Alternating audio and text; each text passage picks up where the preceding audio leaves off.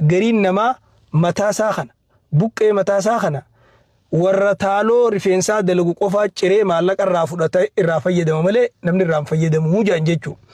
Akkana jetti manguddoon Oromoo namni afurii jaan khabiyya jiru khabiyyaan jiru khabiyyatti jiru khabiyyaanis hin jirre biyyaas hin jirre afran kanaa jaan akka afaan gariitti ganda jir gandaan jir gandatti jir gandaas hin jiru gandattis hin jiru yaanitti jechuu.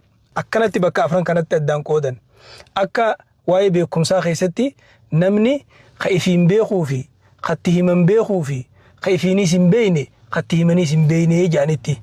Nabiin keenya alayhi salaatu wassalaam waan kanarraa hoggaa dubbatu akkana jaan khayrun naasi anfa'uhum linnaasi irra caalaan nama fayyaduu jaan. Ulamaan islaamaatis waa'ee nama fayyaduu keessatti nama bakka afuritti addaan qoodan. Tokko nama biraatis lubbuu isaa